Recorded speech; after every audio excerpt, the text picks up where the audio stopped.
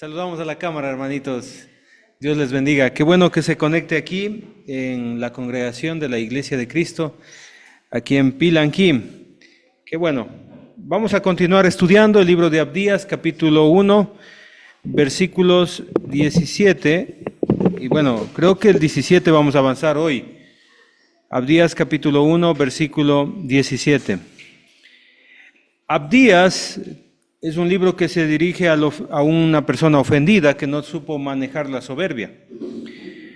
Fue ofendido y todo empezó ahí desde el vientre de la madre. Desde el vientre de Rebeca se estaban peleando dos hermanos. ¿Cuáles eran esos dos hermanos? Esaú y Jacob. ¿Sí? Jacob le hizo daño, le robó su primogenitura, pero Edom no reaccionó bien. ¿Sí? Entonces vemos a través de la historia cómo Esaú empieza a detestar a su propio hermano. Interviene el Señor y usted sabe que hubo una reconciliación, donde Esaú se abraza nuevamente con Jacobo, pero de todas formas siguieron siendo enemigos, lamentablemente. Edom estaba tan hundido en el rencor con su hermano que solamente pensaba en vengarse y hacerle daño. ¿Sí? Cuando Edom tenía una oportunidad, como por ejemplo en el día de Jerusalén cuando fue atacado, en medio de la desgracia empezó a burlarse, le robó lo que pudo y también mató a los que pudo y entregó o traicionó a su propio hermano. ¿Se acuerda que incluso le pedía solamente paso? ¿Y qué hizo? No le quiso ayudar, no le quiso ayudar en ese momento tan difícil. ¿Y Dios cómo detiene a este soberbio? ¿Cómo Dios detuvo a este don soberbio? La única forma en que Dios actúa sobre el soberbio, lo hemos visto, es tapeinó en la Biblia, que significa humillarlo. Entonces, vemos en este libro que Dios va a enfrentar a todo soberbio. ¿Y sabe por qué va a enfrentar a todo soberbio? Porque el soberbio no quiere arrepentirse. O sea, nosotros podemos llegar a ser soberbios, pero el gran problema es no querer arrepentirse. Yo no sé si usted está bien en este momento con Dios. Yo no sé si usted está bien delante de Dios. Pero una pregunta que sí debemos hacerlo es: ¿cómo estamos con las personas? ¿Cómo estamos con la familia, con los amigos, con los hermanos de la iglesia, con la mamá, con el papá? ¿Le tenemos rencor a nuestros seres queridos? ¿Le tenemos rencor a nuestros familiares? ¿Hay cosas en nuestro corazón que nos detienen ser buenos con las personas? Bueno, hemos visto, por ejemplo, en el versículo 15, que llega el día de Jehová. El día de Jehová, hermanos queridos, es el juicio contra los malos, el día de Jehová, en la Biblia. Desde el Antiguo Testamento usted encontrará juicio para Babilonia, juicio para Sodoma y Gomorra, juicio para Egipto. El mundo antiguo tuvo su día, el día de Jehová. Nosotros vamos a tener un día también, el día de Jehová, donde el Señor va a juzgar a todos. Ahora, Abdías describe una serie de diferentes aspectos de la liberación del hermano, es decir, de Jacob. Imagínese estar sentenciado a juicio y escuchar a la persona que más odia en el mundo todas las bendiciones que va a recibir, es decir, Jacob. Por ejemplo, en el versículo 17, Edom escucha que Israel iba a ser restaurado. Se iba a restaurar la adoración y la recuperación de sus posesiones. En el versículo 18 vamos a ver la destrucción de los enemigos y la reunificación del pueblo de Dios. Es decir, se hacen nuevamente un solo pueblo. El reino del norte, del sur, iban a ser unificados. En el versículo 19 vemos cómo Israel se expande en su territorio a los 4 puntos cardinales. En el versículo 20 miramos cómo regresan los cautivos después de la invasión que tuvieron y la gente fue llevada a todas partes del mundo como esclavos. Regresan nuevamente. En el versículo 21 miramos la soberanía de Dios. Ahora bien, en el versículo 17, si usted me acompaña por favor, Abdías capítulo 1, versículo 17, dice el texto bíblico, más. Cuando usted encuentra en la Biblia más sin tilde, significa pero. ¿Sí? Usted encuentra más en la Biblia sin tilde, significa pero. Pero en el monte de Sión habrá un remanente que se salve y será santo, y la casa de Jacob recuperará sus posiciones. La palabra remanente significa los liberados, peleitá en hebreo, que significa liberados, sobrevivientes, salvados. En la versión Dios habla hoy, un resto. Piensen en esto, hermanos, para que me entiendan lo que les estoy predicando. Israel fue atacado. Jerusalén fue asolada por los enemigos. Muchos de ellos fueron llevados cautivos como esclavos a otras naciones. Pero muchos murieron. Entonces quedó un remanente. ¿Qué es el remanente? El resto, los que quedaron, los sobrevivientes. Dice la palabra de Dios que ese grupo que quedó, esos sobrevivientes, iban a ser salvados y además de eso iban a ser santos. Lo que está diciendo el texto es que el remanente de Judá iba a regresar de ese cautiverio, ¿sí? Ellos van a ser salvos, dice el texto bíblico, y hay un compromiso ahí. No sé si usted lo alcanza a observar en el texto bíblico. ¿Cuál sería el compromiso? Dice ahí, será el remanente que se salve, y será dos cosas. Y será santo y va a recuperar sus posesiones. Ahora, apliquemos esto a nuestra vida. Usted hoy en día, en nuestro tiempo, ¿usted era esclavo de qué en este tiempo? Del pecado. Algunos que tal vez no se han dado cuenta todavía son esclavos del pecado. Pero éramos esclavos del pecado, pero vino el Señor y nos salvó. Y como nos salvó, ¿cuál sería el compromiso de nosotros?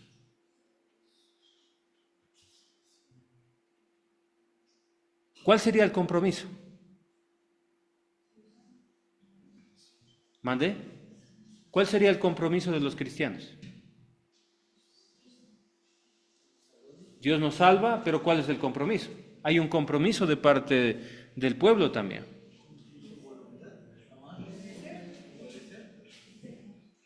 ¿Qué dice el texto?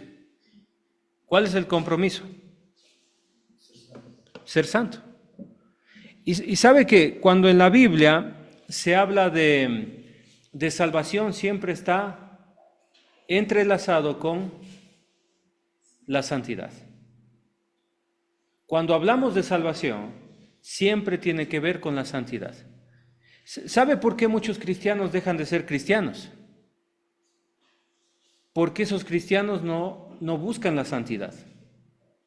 Ahora, debemos preguntarnos, y la gran pregunta es, ¿qué significa la palabra santo? Voy a pedirles, por favor, que abramos Levítico capítulo 20, versículo 26. Levítico capítulo 20, versículo 26.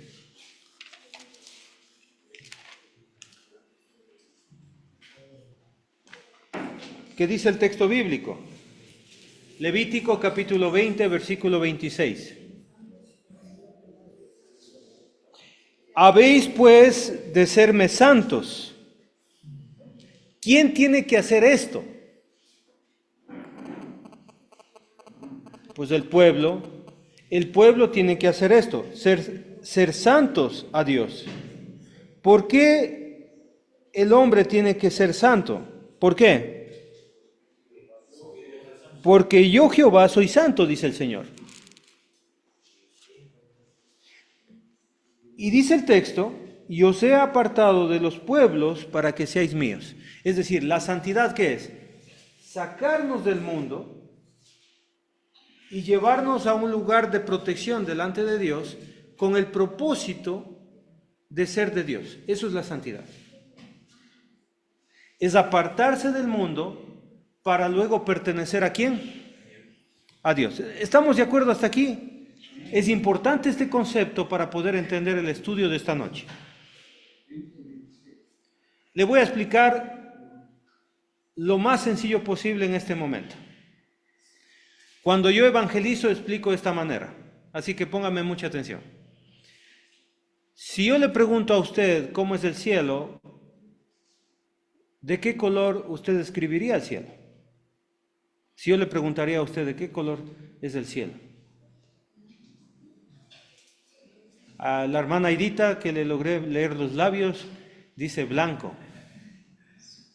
¿De qué color es el cielo? Estamos hablando del cielo celestial, de arriba, de algo espiritual, de algo más arriba que las nubes. ¿Cómo será el cielo? Una pregunta. Usted ya está pensando en los colores, ya, está bien.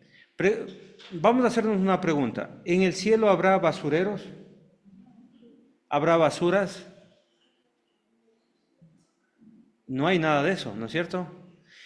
Usted en el cielo se encontrará ahí un par de jóvenes hablando mal de una mujer,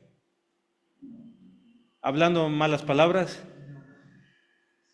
Tal vez en una esquina 2 jóvenes fumando marihuana, o 2 adultos ahí, tal vez, no sé, hablando enojados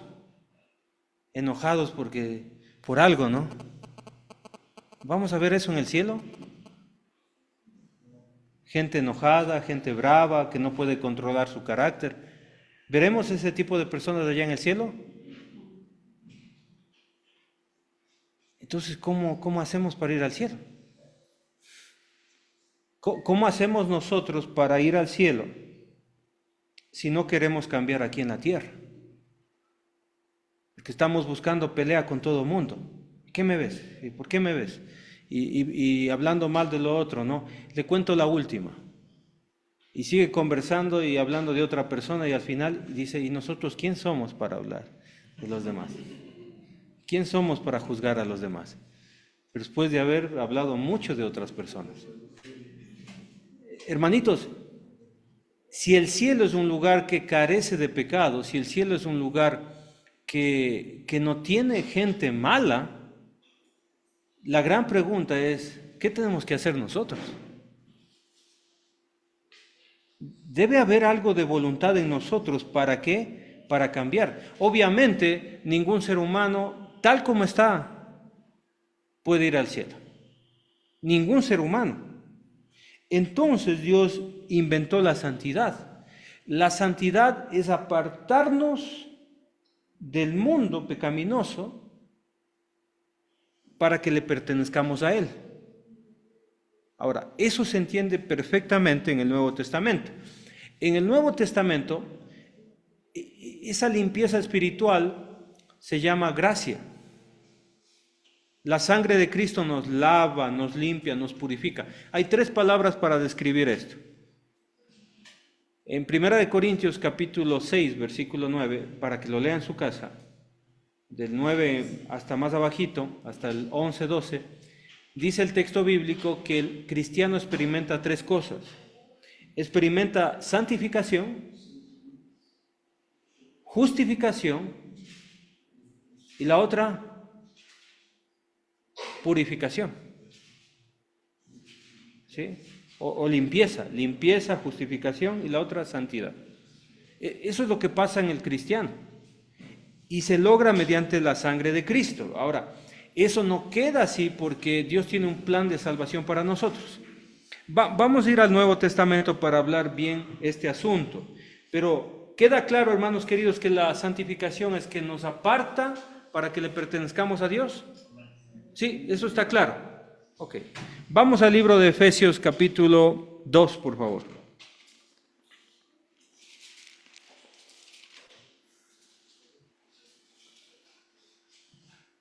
Muy bien.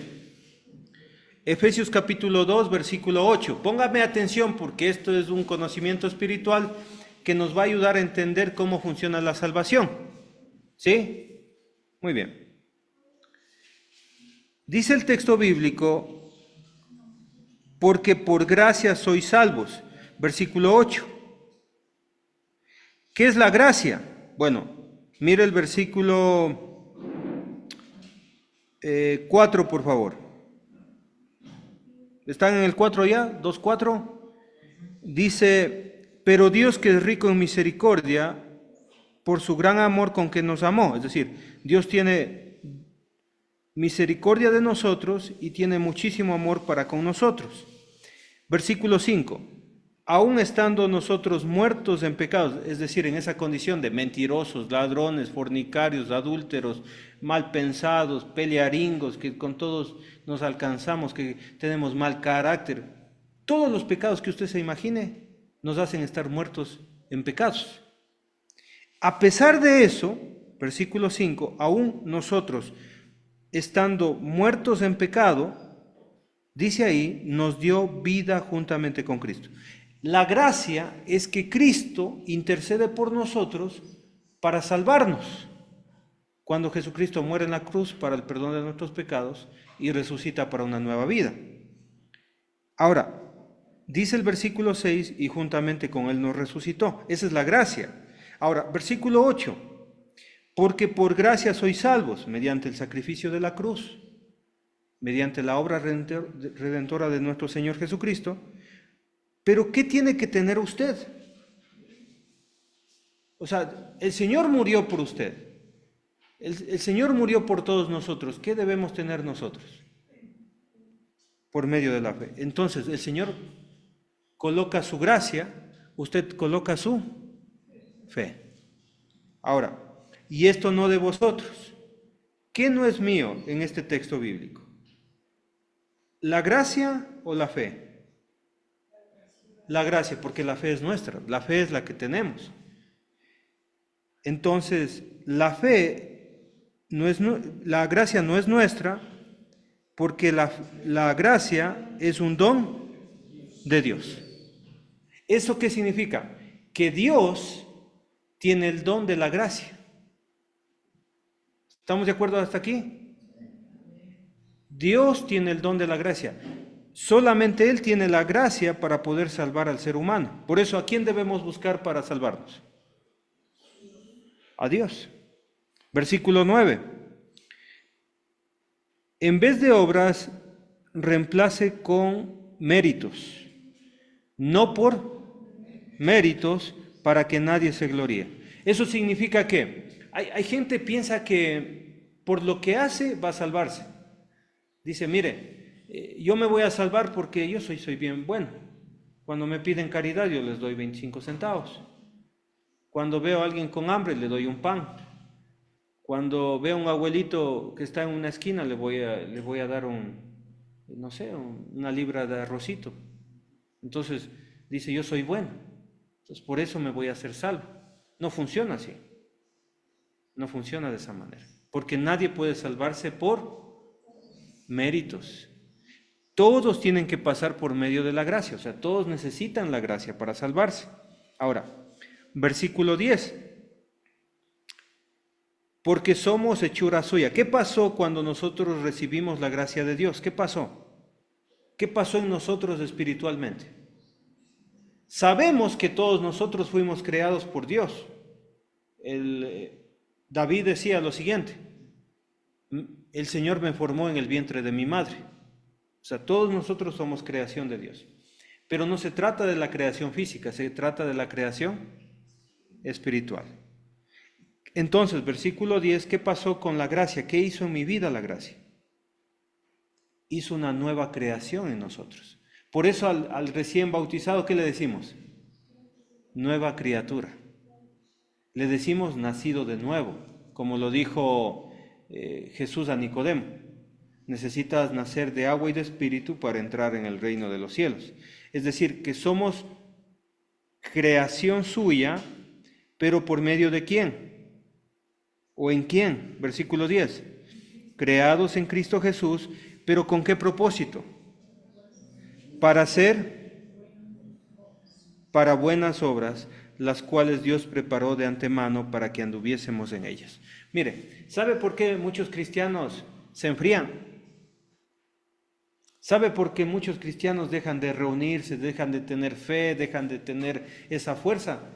Porque se bautizan y termina ahí todo. Y no hay las obras. ¿Por qué no hay obras?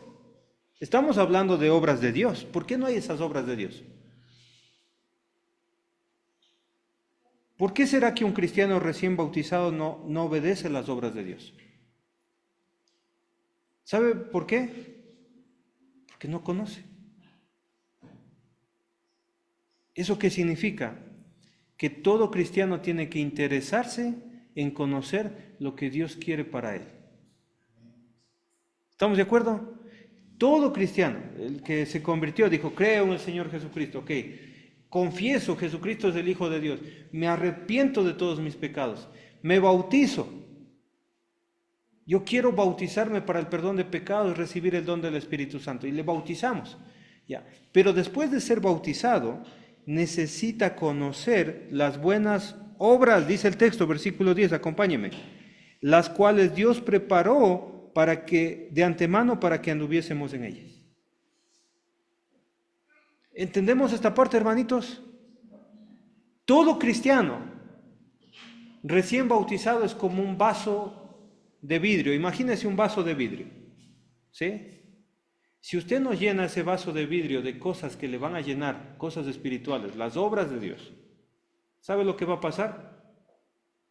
Usted tiene que llenar de otras cosas de ese vasito. Y si usted no llena de las cosas que Dios manda, ¿sabe con qué se va a llenar?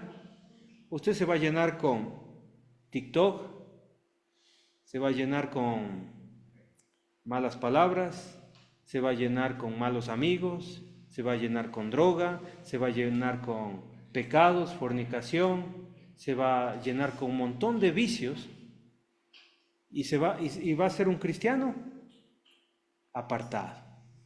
Y va a ser un cristiano inconstante. Va a ser un cristiano que le aburren los estudios bíblicos. Va a ser un cristiano que no le interesa la palabra de Dios. ¿Y por qué va a ser un cristiano así? Porque no llena ese vaso espiritual con las obras de Dios. Imagínense, ser un cristiano que diga que no le gusta estudiar la Biblia y hacer las cosas de Dios es como crear, no sé, una cámara que no quiere funcionar como cámara. O una computadora que no quiere funcionar como computadora. O una bicicleta que no quiere funcionar como bicicleta. O sea, Dios hizo una nueva creación en nosotros con un propósito espiritual. Pero imagínense, ser creado con un propósito espiritual y todavía querer seguir siendo chismoso. Y ser creados por un propósito espiritual y que, no sé, le guste hablar a espaldas de los demás, le guste enojarse con todo el mundo, porque hay gente que le gusta enojarse con todos, les encanta, como que se satisface en el corazón. Usted no fue creado para ser así, ¿no? Porque usted creería que un joven se enfrente a su mamá, a su papá, ¿está bien? Siendo cristiano, ¿estaría bien eso? ¿No? ¿Sabe lo que le diría Dios? Tú no fuiste creado para eso.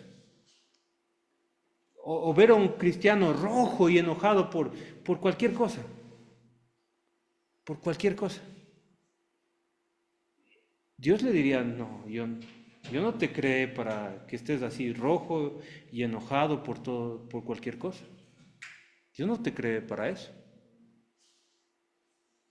O un cristiano que le guste, no sé, fornicar y tener muchas novias y tener relaciones con muchas novias. Dios diría, yo no te creé para hacer esas cosas.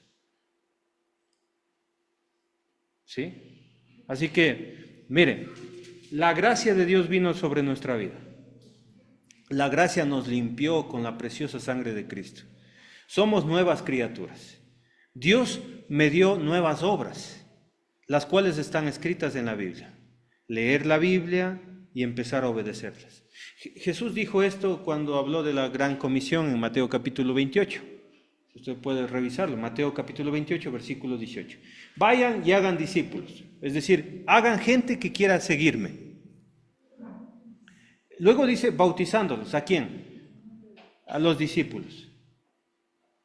Y luego dice que después que les bauticemos en el nombre del Padre, el Hijo y el Espíritu Santo, después que les bauticemos, ¿qué dice el versículo 20? Enseñándoles ¿qué? Guarden todas las cosas. Miren, les voy a hablar de la gracia. La gracia no es solamente que Cristo me salvó, es mucho más que eso. Vamos a Tito. Por favor, abramos Tito. Y quiero que abra los ojos de vuestro entendimiento. O sea, abran los ojos espirituales y miren el texto bíblico en todo su sentido.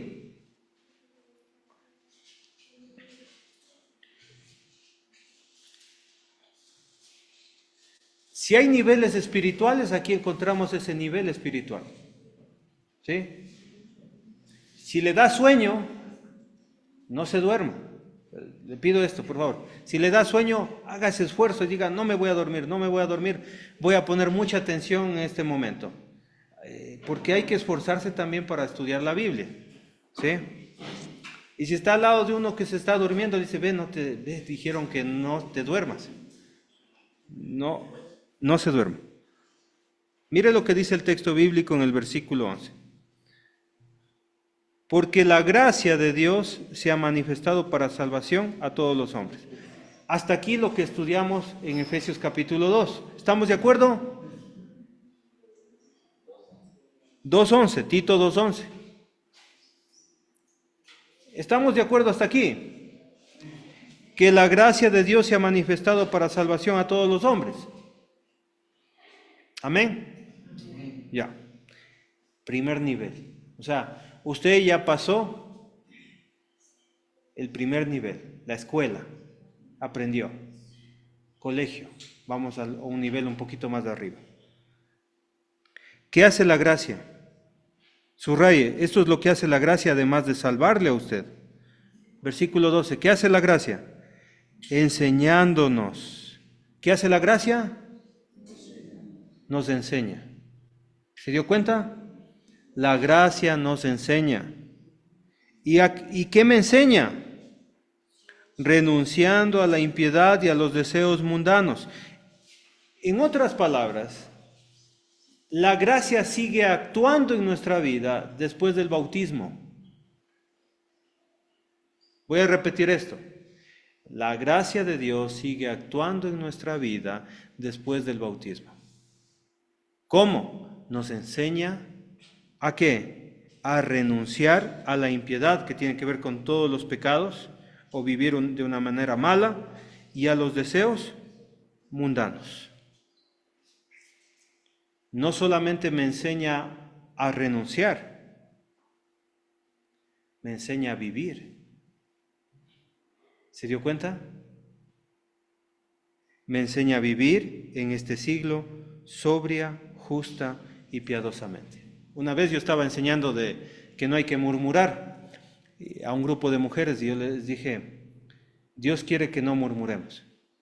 Y entendieron todas que no deben murmurar, estaban impresionadas. Y una hermana me dijo, hermanito, ¿y ahora de qué vamos a hablar? Así me dijo. ¿Y ahora de qué vamos a hablar? Dijo. Pues el Señor nos enseña a vivir también. O sea, me ayuda a renunciar a ciertas cosas, la mentira, el robo, el mal carácter, confiar en la brujería, bueno, un montón de cosas. El Señor me ayuda a cambiar, a dejar eso, pero también me enseña a vivir en este siglo de 3 maneras. ¿Cuál sería? Sobria, justa y piadosamente. Sobria significa ser tranquilos, tranquilidad. Hay gente que viene alguna cosa desesperados, ¿de ahora qué hacemos? ¿Qué hacemos? Y se enojan y se frustran y enojados todo el tiempo. Tranquilidad, sobria. Luego dice justa, significa a escoger lo bueno, a escoger lo correcto. Pero luego dice piadosamente, significa dedicados a Dios. Así me enseña a vivir el Señor. Pero vamos a continuar, no nos vamos a quedar ahí. Acabamos el colegio. Estábamos en la escuela, el colegio, ahora vamos a la universidad. Estudios más superiores. Versículo 13. Aguardando la esperanza bienaventurada y la manifestación gloriosa de nuestro gran Dios y Salvador Jesucristo. ¿A usted le gustaría que hoy mismo venga el Señor Jesucristo? Es una pregunta. ¿Le gustaría que venga ahorita el Señor Jesucristo? Voy a hacerle la segunda pregunta porque unos se quedaron pensando.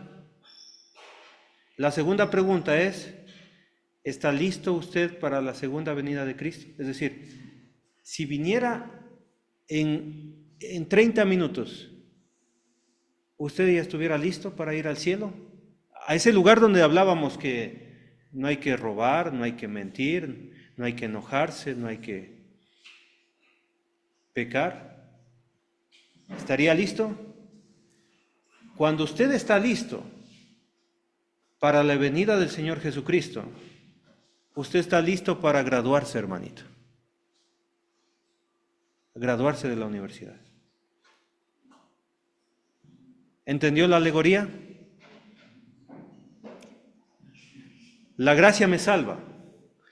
La gracia me prepara también a renunciar y a vivir, pero la gracia también debe estar en mí para esperar a nuestro Señor Jesucristo. La segunda venida de Él, cuando Él va a venir a juzgar a la gente. ¿Estaríamos listos? Ahora, mire lo que dice el texto bíblico, versículo 14. Quien se dio a sí mismo por nosotros, hablando de la gracia, para redimirnos de toda iniquidad y purificar para sí un pueblo propio. Y mire cómo es su pueblo, cómo debe ser su pueblo. Dice el texto, celoso de buenas obras. ¿Se dio cuenta que en Cristo Jesús nosotros debemos tener buenas obras? Pero ¿cómo vamos a hacer buenas obras si no conozco la palabra de Dios? Necesito conocer la palabra de Dios para poder practicarla.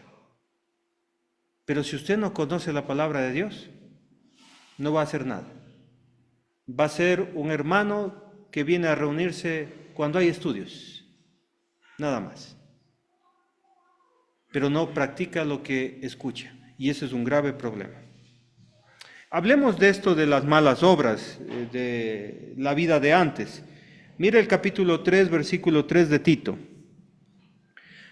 Porque nosotros también éramos, así como los cretenses, nosotros también éramos en otro tiempo. ¿Y cómo éramos? Mire esta lista de personas sin Cristo. Nosotros también éramos en otro tiempo insensatos, es decir, no pensábamos con sensatez, ¿sí? Llegaba el sueldo y nos gastábamos todos y después nos acordábamos que tenemos hijos, que tenemos deudas, que tenemos responsabilidades, que tenemos insensatez, no había conciencia. Segundo, ¿qué también éramos? Rebeldes, no nos gustaba obedecer a nadie, no nos gustaba sujetarnos a nadie. Siempre queríamos tener la razón. Extraviados, no sabíamos dónde estábamos, no sabíamos nada del cielo, no sabíamos nada de Jesús, no sabíamos nada del camino. Esclavos de concupiscencia, es decir, todo el tiempo malos pensamientos, todo el tiempo malos pensamientos. Esclavos de malos pensamientos, fornicación en la mente, deleites diversos, pensamientos tontos en la cabeza. que nos hacían perder el tiempo, viviendo en la malicia, siempre deseando el mal a otra persona. Ojalá se muera este me cae mal. Esos pensamientos, envidia, ve cómo se ha comprado ese casote, mira esa casota, todo el tiempo pensando en lo que tiene otra persona y no pensando en lo que uno puede tener. Aborrecibles, es decir, les caemos mal a todo mundo. Y aborreciéndonos unos a otros, nosotros también me cae mal, y él me cae, así una y vuelta, ¿no? Pero gracias a Dios, versículo 4, pero cuando se manifestó la bondad de Dios, nuestro Salvador, y su amor para con los hombres, esto es la gracia de Dios, ¿qué hizo en nosotros? Versículo 5, nos salvó, no por obras de justicia que nosotros hubiéramos hecho, lo que hablábamos en Efesios capítulo 2, sino por su misericordia, y aquí está, mire, qué bonito, por el lavamiento de la regeneración y por la renovación en el Espíritu Santo. Gracias a Dios, por medio de su gracia, nos salvó. ¿Sí? Fuimos lavados, fuimos regenerados. Por eso no hay que volver a los pecados del versículo 3, a la rebeldía, a la insensatez, a extraviarse, a estar solo pensando en los deleites. O sea, tenemos que cambiar la mente. El cual derramó en nosotros abundantemente por Jesucristo nuestro Salvador, para que justificados por su gracia, ¿cómo usted es justificado? Por la gracia, viniésemos a ser herederos conforme a la esperanza de la vida eterna. Esta es la bendición, la herencia. Versículo 8, palabra fiel es esta. Y en estas cosas quiero que insistas con firmeza. ¿En qué debe insistir Tito en Creta? ¿Cuáles son las palabras de firmeza? Mire lo que dice el texto bíblico. Para que los que creen en Dios, ¿qué tienen que hacer? Procuren ocuparse en buenas obras. Eso significa que ser cristiano no es haber sido bautizado nomás. Ser cristiano significa que creemos en el Señor Jesucristo, hemos sido salvados mediante su gracia, pero nos ocupamos, ¿en qué? En hacer buenas obras. Por eso, hermanos queridos, no está bien que haya cristianos pecadores. No está bien que haya cristianos chismosos. Otra vez, mire, ¿por qué estaré hablando de muchos chismosos? No está bien que haya cristianos mentirosos. No está bien que haya cristianos ladrones. No está bien que haya cristianos resentidos. Estábamos hablando de Don, acuérdese. No está bien que haya cristianos criticones. No está bien que haya cristianos fornicarios que estén teniendo relaciones sexuales ilícitas. No está bien que haya cristianos que, ¿cuál es tu signo? Yo soy Aries, Aries combina con Libra, entonces sí podemos, que Sagitario combina con Géminis, un montón de tonterías.